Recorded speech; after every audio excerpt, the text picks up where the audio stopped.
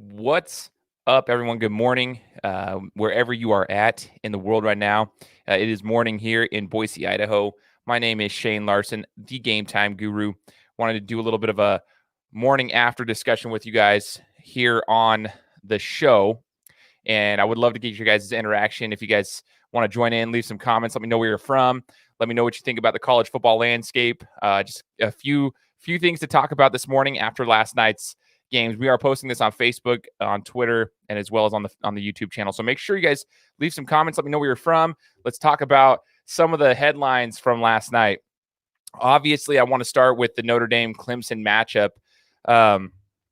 Man, it was actually quite a game, and here's the deal: you can see the talent across the board with these schools, especially the fact that Clemson, for example, they're down a lot of players. We already knew that, obviously Trevor Lawrence, but I don't think they lost any steps with the quarterback position. Oddly enough, Uiagalelei is a stud quarterback. We all knew that, but he has taken so many steps up just immediately in his current position. Like just as a freshman coming in there, you expect there to be a little bit of some hiccups and so forth, but dude, the guy he's talented, super talented. And so at the quarterback position last night, I thought Clemson did just fine. He did everything he was asked to do to keep that game, close. There were some slip ups here and there, but I thought Notre Dame played well. Ian Book, let's take a look at him. As much flack as he's taken over the last couple of years, especially after their first matchup a couple of years back, the guy actually surprised me with his ability to work himself up into the pocket and stay poised when Clemson was bringing pressure. Super impressed with Notre Dame's ability to pick up the blitzes as well. Just unbelievable execution and poise. It was just such a good game. Such a good game. But the unfortunate thing that happened was at the end of the game when the fans stormed the field, and that's what I want to talk about. Fans storming the field in South Bend, and that ended up being more of a headline than the actual game itself near the end of the game, if you guys were following it on Twitter or anything like that. Here's the thing. I said it on Twitter. I said, the actual site itself, the sight of everybody being out on the field, just like the storming of the field, it actually made me happy. Obviously, I understand the situation, the current climate of the world that we're in right now. So probably not the right time to be doing that. But at the same time, it brought me happiness for this reason exactly. I cannot wait for sports to be back to normal. And if that happens one day, like that's the stuff you want to see, is like big time football games, big time sporting events like that, and the passionate fans. That's what makes sports so amazing. The fans are what makes sports so amazing, right? The passion behind it all. The players play their butts off the entire game on both sides. Clemson played a fantastic game. Notre Dame played a fantastic game. And then the fans were there and just, so passionate. Granted, here's the thing. Are we going to see the repercussions of this? It could go one of two ways. We got a lot of people saying, well, you know what? Notre Dame storms the field. If they don't have any cases that pop up, what does that say? Or half the schools are going to have COVID cases by midweek, is what some people are saying. So it could go one of two ways this way. And I'm curious, though, and I'm hoping that we don't see any negative repercussions from the storming of the field. I really am, because we would hate for Notre Dame and Clemson, after such a big-time matchup. We expect those teams to still roll through the ACC and potentially have another matchup together.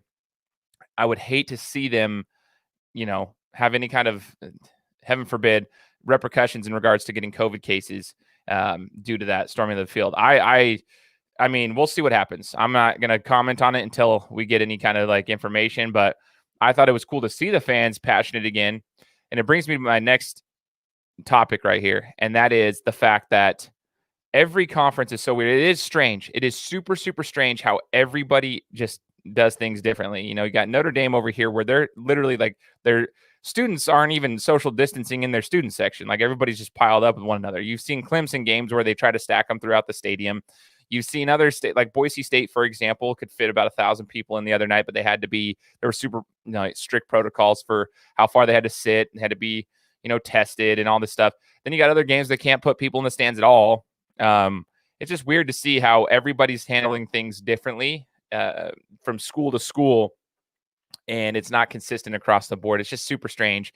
And I understand, everyone's got, if the cases are higher here or there, so forth, whatever. But it's just super odd to see it because Notre Dame had a packed. I mean, you saw it. They packed the field pretty strongly when they stormed it. So it was super interesting to see that.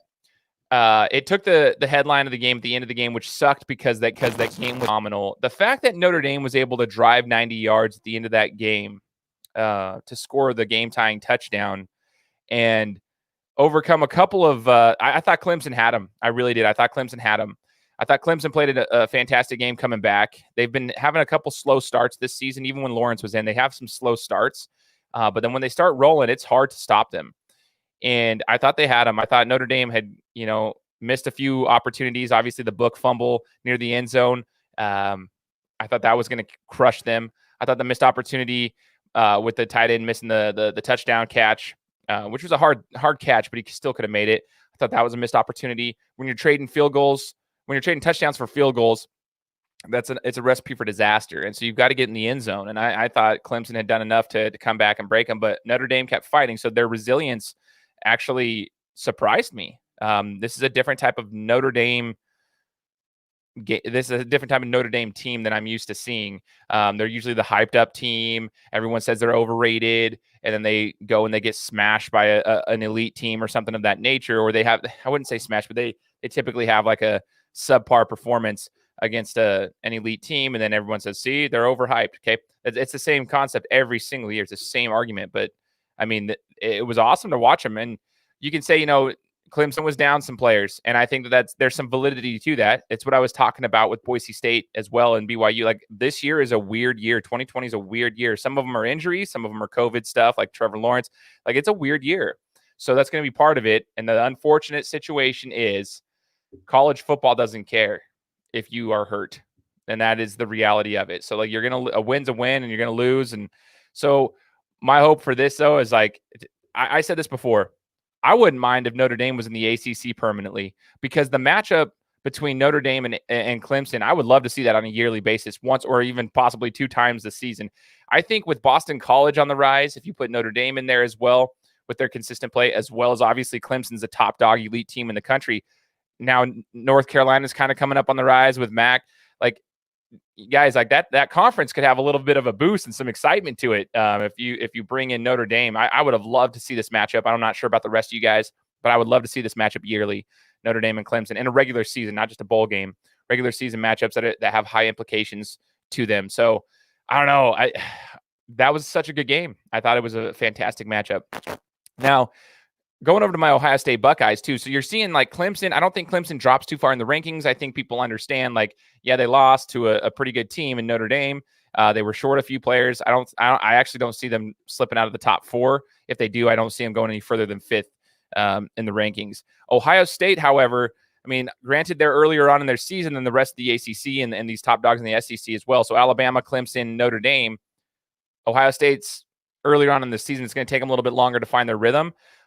But I'll say this: their offense is rolling because of Justin Fields, but there are some holes here. There's some holes in the armor for Ohio State, and I think all Buckeyes fans know that, myself included. The running game is not what it was, and it's not going to be. You just have to adjust around it.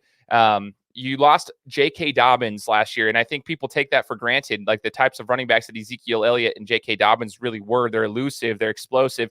Right now, we're trying to figure out our run game, and it's kind of tough when you don't have a run game. You need Justin Fields, who's a super efficient quarterback. You want to get him to be able to have time to throw the ball, so you want to establish that run game and get your receivers, who are elite receivers, in Olave and Wilson. And they can attack you from all angles. If you can get them in one-on-one coverages and open space, it's game over, because Fields is super accurate and efficient. So, but you've got to get your run game. They're struggling with the run game, and their secondary is having a very difficult time. This is what I was saying about Ohio State when they faced Maryland, and Tua's little brother is going to be playing. I don't think Maryland beats them because of talent alone. I think, obviously you see these elite teams, they've got athletes on every single position across the board. So they're super good athletes, and I see them being, they're well coached. I see Ohio State winning that game, but I could definitely see Maryland giving them fits. I could see Indiana giving them fits. Ohio State's got to come to their, get through it and get moving.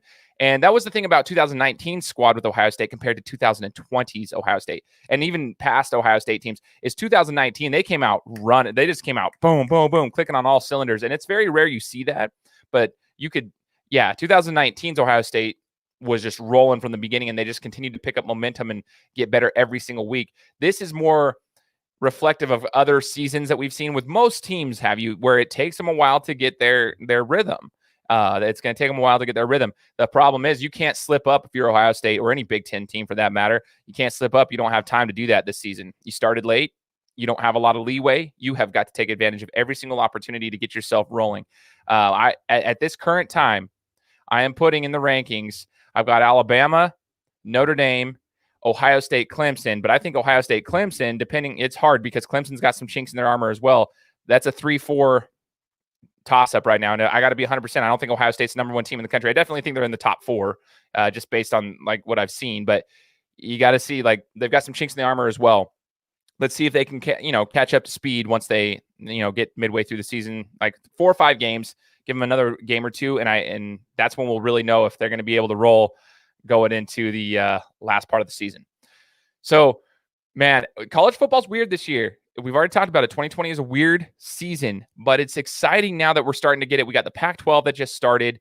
We've got everybody just coming in. If you guys haven't followed my other show on the Scarlet and Great Empire, it's called the Group of 5 Dive, and I'm going to be covering Group of 5 schools throughout the next couple of weeks till the end of the college football season, as we have like BYU and Cincinnati currently in the mix. But you've got Liberty, who's also making headlines. Dude, if you didn't catch that Liberty-Virginia Tech finish, holy cow. If you're Virginia Tech, you got to be sick to your stomach. Coach calls a timeout right before the field goal, which ended up getting blocked and returned for a touchdown. It was so close to the beginning of the snap.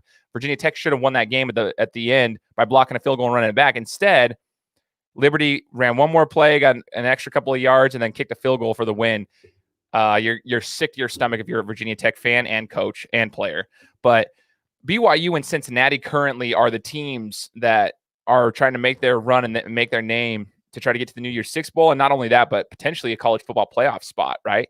So I'm covering those schools in the Group of 5 Dive. That's the name of the show. So go onto YouTube, go to the Scarlet and Great Empire channel on YouTube, subscribe to it, Scarlet and Great Empire, and you'll find not only Corey and Johnny, who are covering the Ohio State Buckeyes and other Power Fives, and we're going to be working with Menace to Sports with Zach Smith as well. But I'm covering the Group of 5 schools with the Group of 5 Dive. So check that out as well when you get an opportunity. Go subscribe to that so we can talk some more, because you do have some powerhouses. BYU is playing very, very efficient, powerful, clicking on like all cylinders football. Their schedule doesn't help them, but you can only beat who you're playing, and they're doing that, and they're doing it well, right? They're playing extremely well against everybody that they play, and they're rolling. And I can tell you right now, like, as much as I despise BYU, I don't like them, just the rivalry and stuff. But I will say this: you have to give credit where it's due. Their athletes are fantastic. They're hard hitters. They're smart. They know where to be. Their receivers can catch the ball. Obviously, Wilson's a Heisman candidate. I don't think he's as elite as everybody's saying he is, but he is a fantastic quarterback. Like, I'm not saying he's like a pile of crap. Wilson is a fantastic quarterback. He can get the ball to his receivers. They make plays. That is a fantastic team. I just don't think the voters are going to look at it and be like, they're going to look at their schedule and it might discredit them a little bit. But if Cincinnati happens to slip up at all, BYU takes that spot.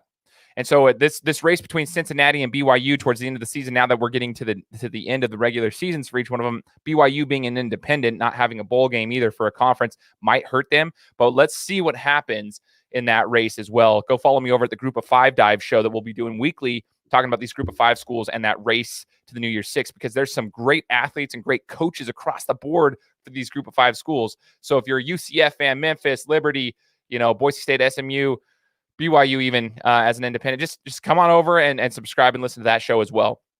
College football is it's a weird season for college football, but it's exciting at the same time that now we finally got more all conferences, if you will, like Power Fives are playing now. Pac-12 just started. It's kind of weird. I don't know if the ratings will be as high for them, but it's super exciting to see everything back and rolling. But it's weird because there's injuries, there's COVID cases, and every conference handles it differently, which is super, super strange. So, what if, you play the what if game?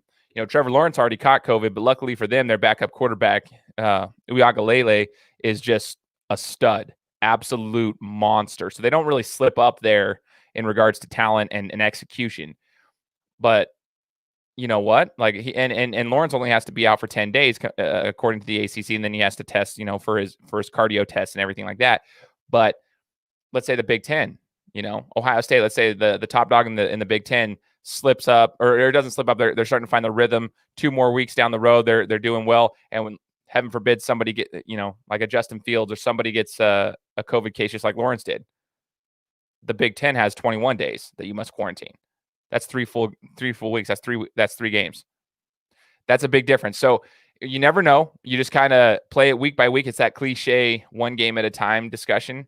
That's the absolute reality here. 1 game at a time, 1 week at a time. That's kind of like this whole season. You're just sitting here kind of like, okay, we got through this week. Okay, let's get through next week. Okay, let's get through next week. And you just kind of go 1 game at a time and hope that your team can stay healthy, for 1, and 2, just be responsible enough to not have to be quarantined for 10 to 21 days, depending on the conference that you're in. Guys, I appreciate you tuning in, listening. If you got any comments, leave them below. Make sure to subscribe to my podcast, The Gametime Guru, which is a weekly podcast. Find that on any of your favorite podcast platforms. And this next week, what's on the docket for this is I'm talking to Coach AJ from Meridian, Idaho, who covers the Southern Idaho Conference for basketball pretty in depth. He follows all the players. He's coached a lot of them. We have a good discussion about him, his history, as well as what we should be expecting from high school basketball in Idaho this next season, because there's some regulations and different rules that were just put in place recently. So we had a really good discussion this week about it. Can't wait for you guys to hear it. I'll talk to you guys next time.